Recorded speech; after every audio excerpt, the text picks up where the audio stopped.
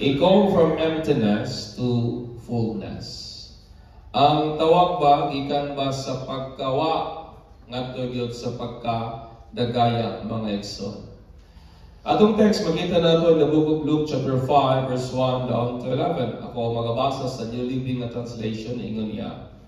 One day, as Jesus was preaching on the shore of the Sea of Galilee, great crowds pressed and on him listened to the word of God. He noticed two empty boats on the water edge, for the fishermen had left them and were washing their nets. Stepping into one of the boats, Jesus asked Simon, its owner, to push it out into water. So he sat in the boat and took the crowd from there. When he had finished speaking, he said to Simon, "Now go out where it is deeper and let down your nets to catch some fish."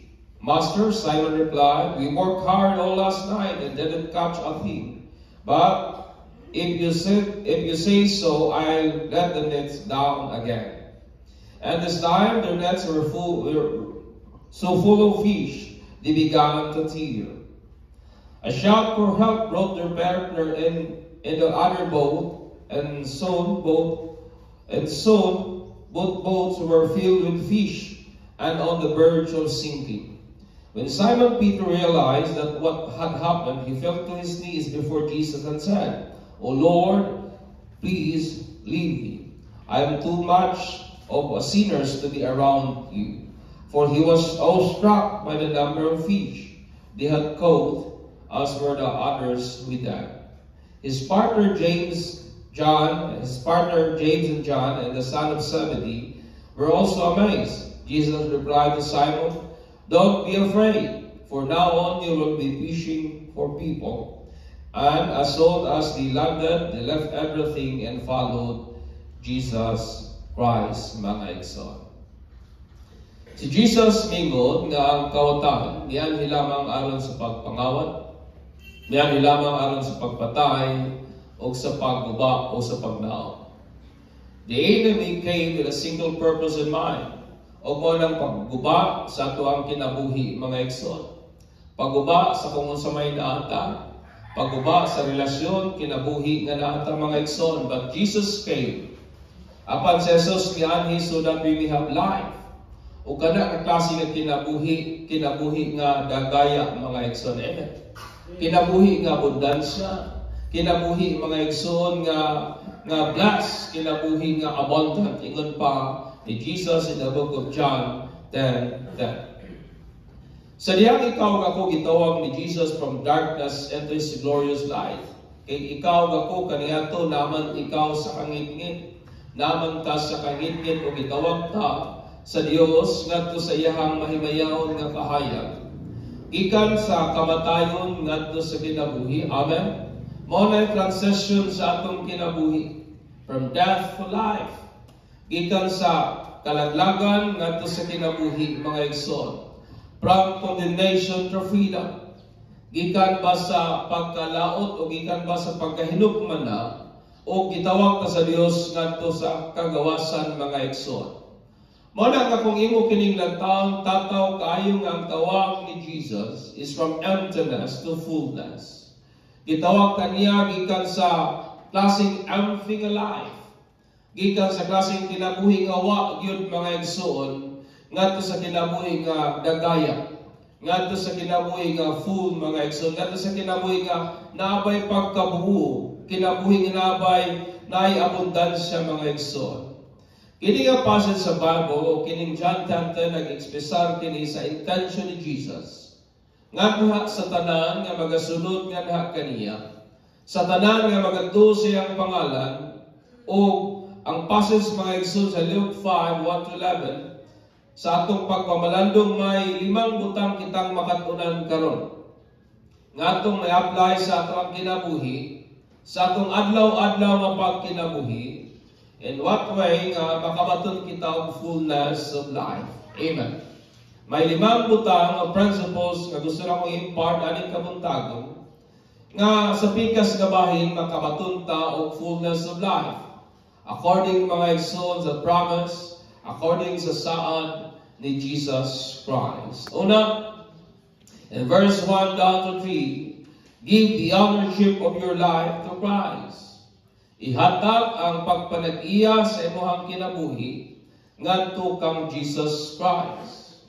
Si Pedro, mga igsoon, uban sa iyahang mga colleagues, uban sa iyahang mga kauban sa trabaho pa. Tibok gabi wa gyud sila kuha according to the story. Tibok gabi tuwa sila sa laod. Grabe ang ilahang pagpaningkamot. I believe na dili ni bulanon. I believe na kaning panahon na ni gwapo siguro ang panahon, but they go nothing. Wa gyud sila nakuha mga igsoon sa ilahang pagpanaga. O na-notice si Jesus ang duha ka baruto nga way suod mga igsoon. Then gibuhat na Jesus misakay sa maong baruto, maong bangka nga pangpanagat, nga gipanag-iya ni Pedro nga wa gali siya mangutana kang Pedro. Nor wala gali siya mananghid kang Pedro sa pagsakay sa maong baruto mga igsoon. And then iya bagyong gipangutana si Pedro, o iya bagyong giingan si Pedro nga mao ang tag-iya sa baruto. Nga iyang i-push, iyabang itulod ang maong bangkang pangdagat ngadto sa medyo unahan gamay where si Jesus naglingkod kansang nagtudlo nganha sa crowd kabahin sa pulong sa Ginoo.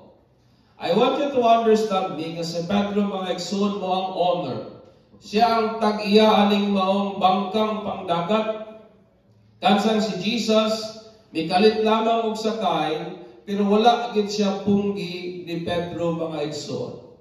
I don't know kung kitakha to, ato sigurong madlungon si Jesus, no? Maingon siguro tanga, Aysa, dili ni mong bangka, ako ni.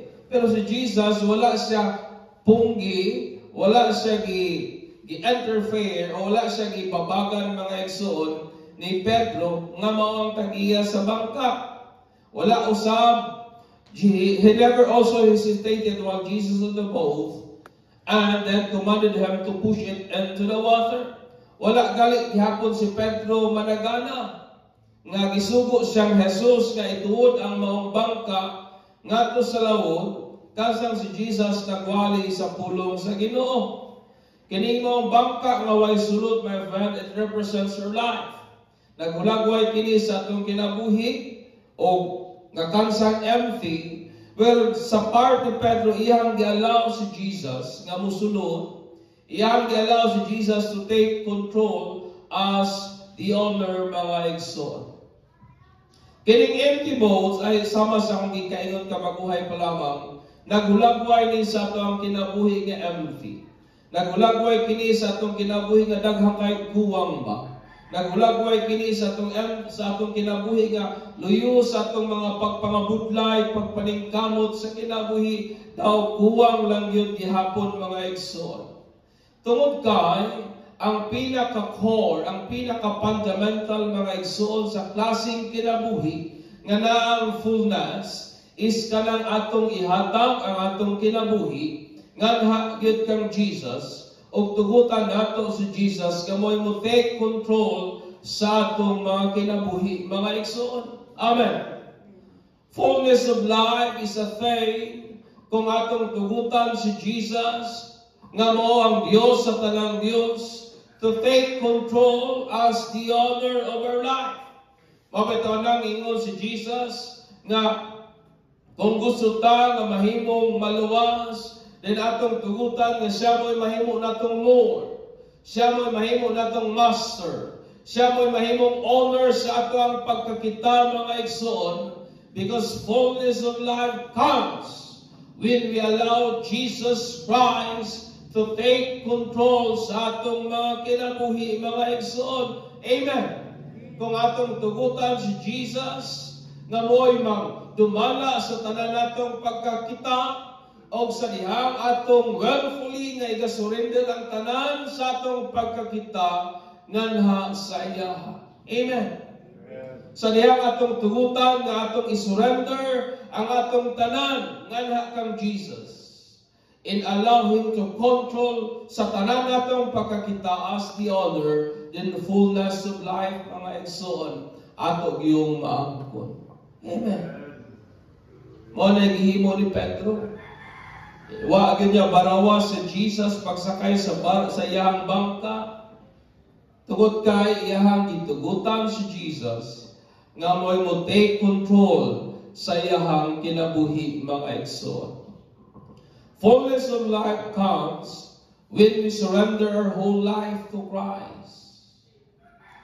Kung kabalo gyud ta mo surrender sa atong kinabuhi diha kang Kristo Jesus, then ang fullness, ang kabuuan, ang dagaya na klaseng kinabuhi, mga igsoon, ato yung maangkon. Allow Him to take control as the owner of our life.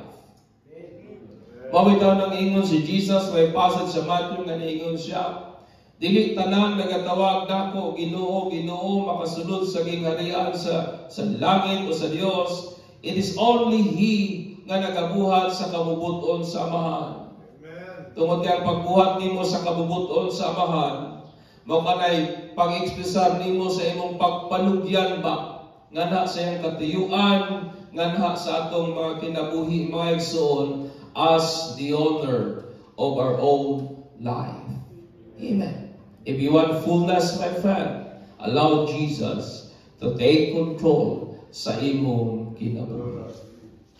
Hallelujah. Ikaduha, obey what Jesus said, even when it is unjustifiable. Tumana ang giingon ni Jesus bisan pod o mura og dili makatarunganon. Tumana ang giingon ni Jesus even though it is beyond reason. Tumana ang giingon ni Jesus even it is beyond your experience.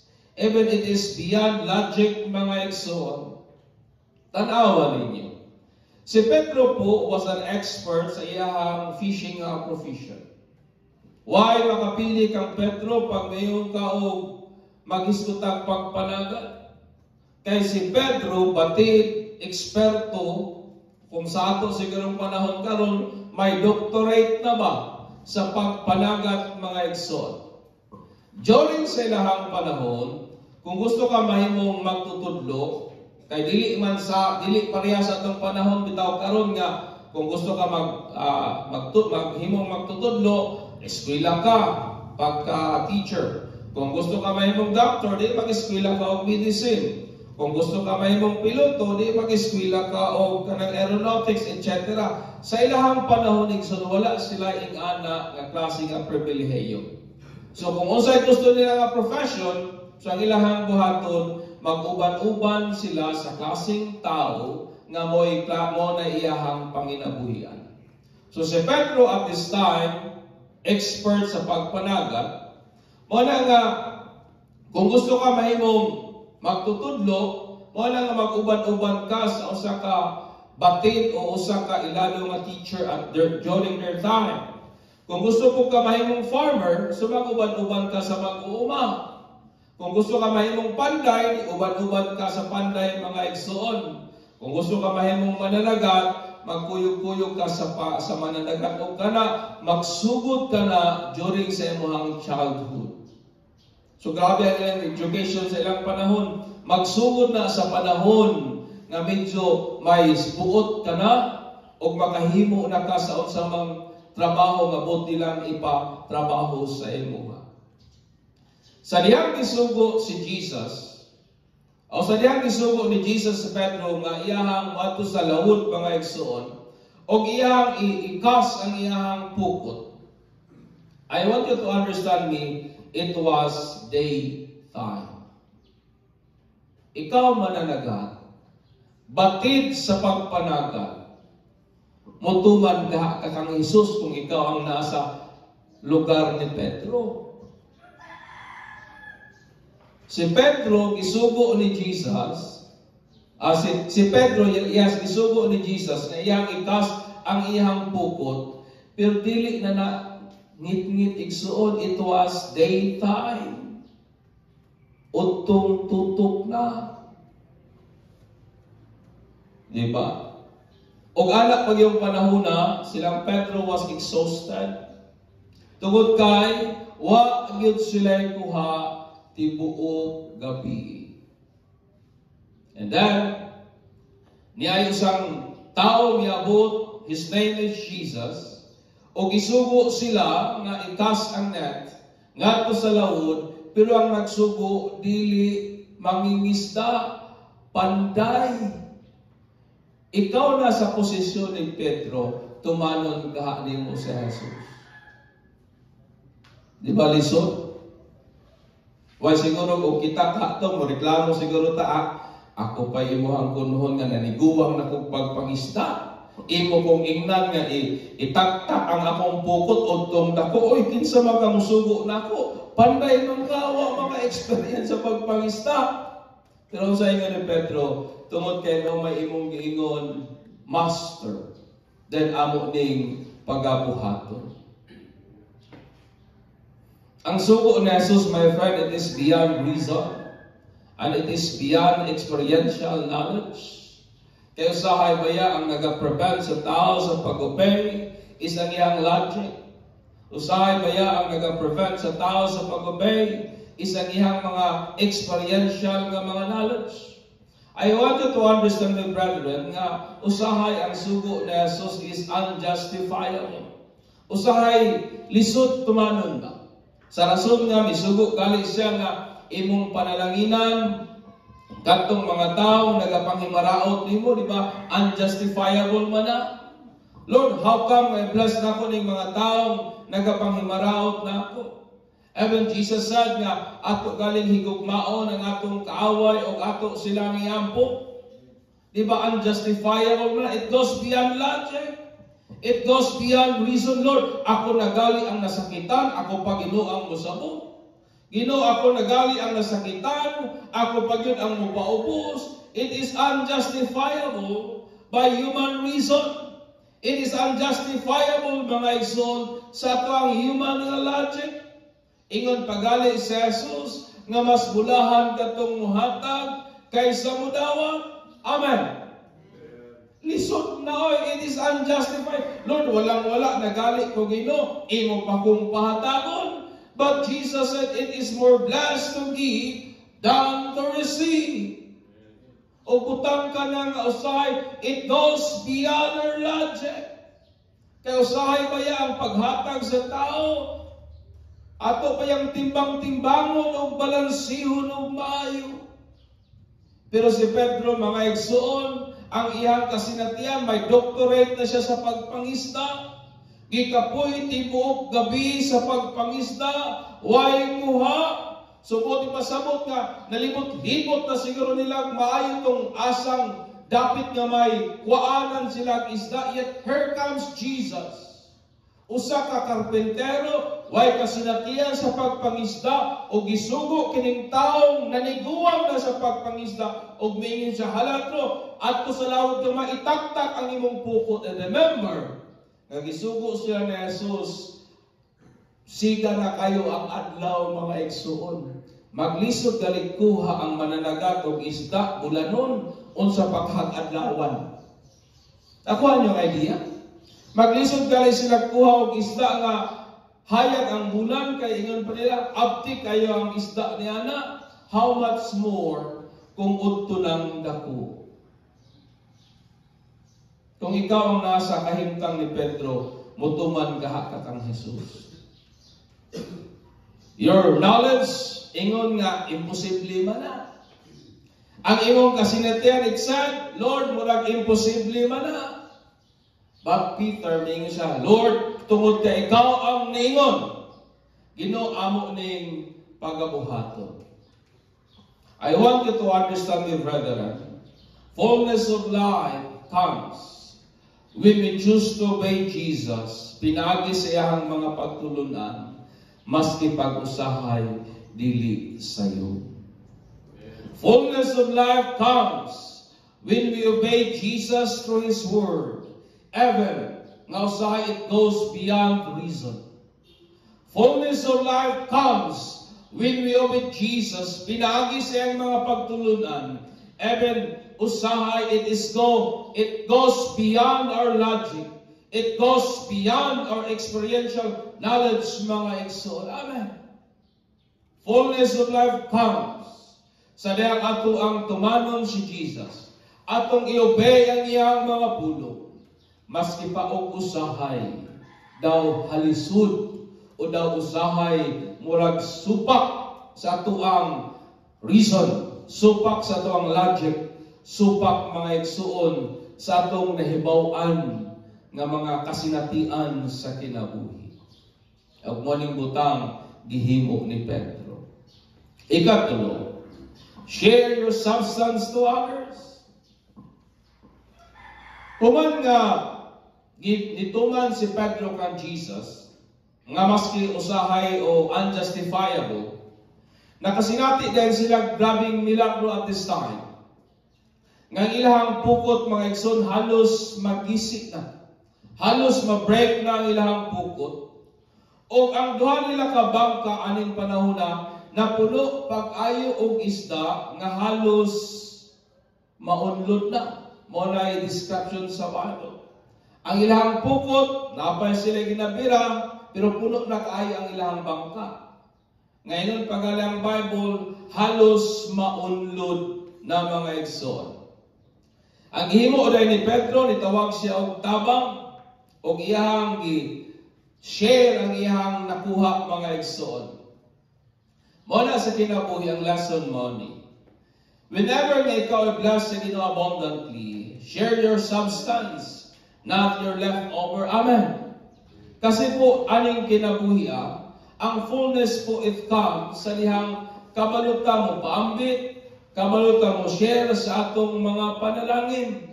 Kaysa kinabuhi, baya nato usahay, pag medyo dagaya na gyud kayo ang dagan sa kinabuhi, may mga tao usahay na di na gyud kabalo manawag ug mga tao aron ipaambit ang mga blessing sa kinabuhi.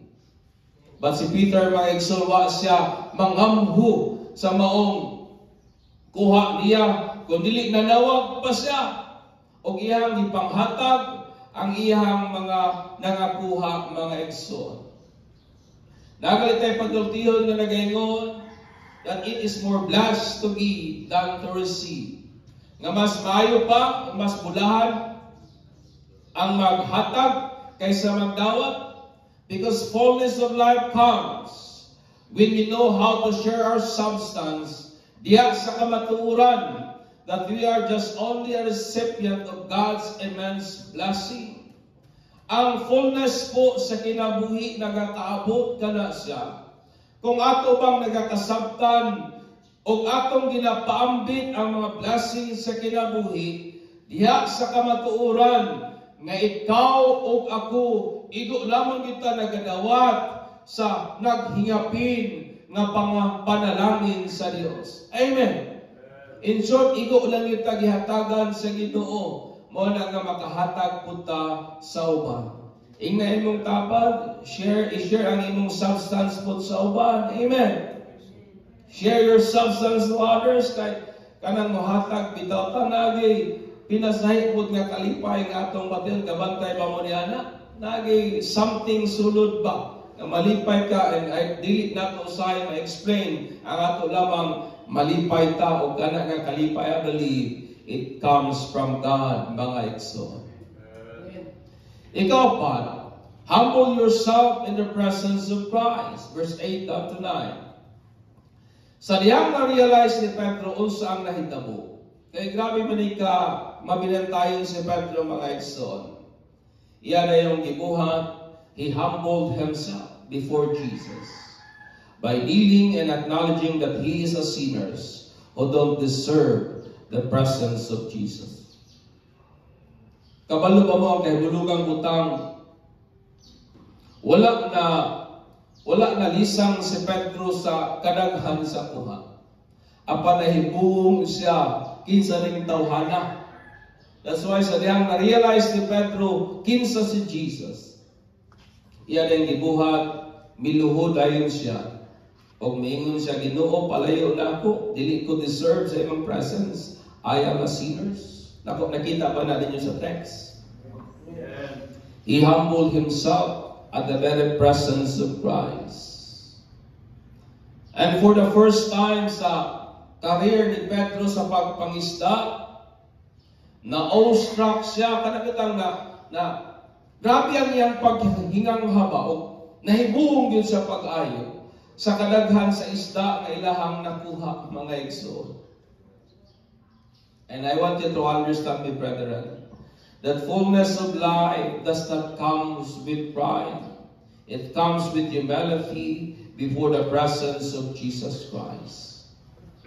Ang kakuyaw aning kinabuhi mao ni nga usahay sa kadaghan sa mga blessing, usahay ang kinabuhi, ang kasing-kasing sa tao mahimong mapasigarbuhon pa. Pero si Pedro lahi sa dihang ipanalanginan siya sa Ginoo pag-ayo, nahimo inon siyang nagmapainom sanon siyang kaugalingon, acknowledging himself as a sinners who don't deserve the presence of Christ. Mo na akong mga pag-ampo o panghagip natong tanan, na kung panalanginan mo sa Ginoo igsuon, ing na imong tapad, ayaw yun pagpahitaas sa imong kaugalingon. Na kung i-bless ka sa Ginoo, ayaw yun pagpagarpo, but learn to be humble before Jesus. Amen. Tungod kay, ang katagbawan sa kinabuhi, it comes not with pride, but it comes with humility before the presence of Jesus Christ. Bisan pag sa kadaghan ang imong bahandi, kung nahimutang mapahitason, wala gihapoy katagbawan, wala gihapoy fullness, sulod sa itong kasing-kasing igsoon. Humble yourself in the presence of Christ. Ikaw pa, ikalima, reestablish your purpose in life. Verse 10 down to 11. Tanawan, after po witness nila ang awe-striking miracles, kaning makahibuong nga milagro. Si Peter, si James, at si John, wa na'y daghang huna-huna pa, ilahang gibiyaan ang ilang baruto, ang ilahang kuha, and you follow Jesus. Nakita na ninyo? Wa sila mawili sa ilang bangka. And I want you to understand, ang ilang bangka, it represent their livelihood. It represent their life. Mo na ilang panginabuhian. Pagka-encounter nila kan Jesus, nahingang na sila kinsa maning tawhanan ni nga nagsuko nato mamukot untong dako, pero ang atong kuha kahibulungan kaayo. Wa na daghang huna-huna, mga igsoon, gibiyaan nila ang ilahang bangka. Gibiyaan nila ang ilahang mga kuha. Wa sila mawili sa ilahang kuha. And they follow Jesus Christ. Understand me, brethren, fullness of life comes when we re-establish our purpose in life, which is mawagid ang pagsunod kang Jesus Christ. Amen. Our purpose in life is not to get rich, but to follow Jesus. Ang atong tumong aning kinabuhian, dili magdato, musunod kang Kristo Jesus. Ang atong purpose aning kalibutan, dili mahimong famous, but to follow Jesus. Ang atong purpose aning kinabuhian, dili mahimong successful, but to follow Jesus. Amen. Mo nang ingon ni Jesus, mo nang ingon ni Jesus, unsa may maangko nimo, kung maangko nimo ang tanan, yan kawan-an ka sa imong kala. Reestablish your purpose in life. Nga kung naningkamot man ta nga mag-uswag sa kinabuhi, but ang atong pinaka-purpose is dili ang maglambo, but to follow Jesus. Kung naningkamot man ta sa pagtuon para makalampo sa kinabuhi, patuyo sa atong pagpaningkamot, ang atong pinakatuon is to follow Jesus, mga igsoon. Amen. Kung naganegosyo man ta, ang atong pinaka-purpose, dili mahimong mo uswag o mo lapad ang atong negosyo, but ang atong pinaka-aim is to follow Jesus, mga igsoon. Amen. To follow Jesus. Kaya kung musunod ka kang Jesus, ang tanang utang i-plastar o ihanay na yun ni Jesus Christ. Amen. Mo nang ingon ni Jesus, seek ye first the kingdom of God, and all these things shall be added unto you. Ang atong pinaka-purpose in this life, in na imong tapan, is to follow Jesus. Amen. Pagsunod kang Jesus sa iyang mga pagtulunan, unsa may pulos sa kauswagan kung nalayo ka sa plano ni Jesus. Unsa may pulos sa kadato kung nawala ka sa plano ni Jesus. Unsa may pulos nakabot nimo imong mga damgo sa kinabuhi, yet nawala ka sa katuyuan ni Jesus Christ. Our main purpose in His life is to follow Jesus. Pinagi sa iyang mga pagtulunan, mga igsoon. Because fullness of life comes sa diyang atong i-reestablish ang atong purpose nga mao gid ang pagsunod kang Jesus. Nagtuon man ka, nag-eskwela man ka, yes, natay desire makahuman. Pero luyo niya na ang pinaka-purpose nato is to follow Jesus Christ. Amen. Mao gid ang pagsunod kang Jesus. Mao na silang Pedro, silang Simon, silang James. Wa gyud sila mangamho sa ilahang bangka o sa ilahang kuha. Sa diyang ilang na-realize kinsa si Jesus. Sa diyang ilang na-realize kinsa si Jesus na nagtawag nila. Why naghanguna-huna? Gibiyan nilang tanan. Then they followed Jesus. Tungod kay nasabtan nila nga ang pinaka-main nga purpose sa kinabuhi is to follow Jesus. Amen. Kaya nagtuo ta nga kung musunod kita kang Jesus, agi sa iyang mga pagtulunan, kanang kanampusan, bonus na lang na ekso. Amen. Kanang kadagaya, bonus na lang na. Kanang kauswagan sa kinabuhi, bonus na lang na. Di ba mo na ingon ni Jesus, unaha ang iyang gingharian, kining tanan idugang ra. Usahay atong giapas kay ang idugang man, re-establish your purpose in life.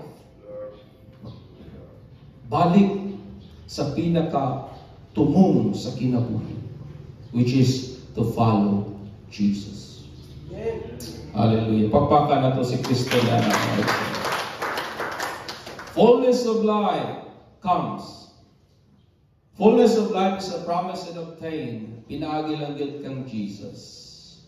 Manatingin ni Jesus, I am the way, the truth, and the life. Siya lang yun doon ay layon pa. Ang kinabuhi mo yun si Jesus. O ang fullness sa kinabuhi is obtained. Pinaagi lang yun kang Jesus Christ.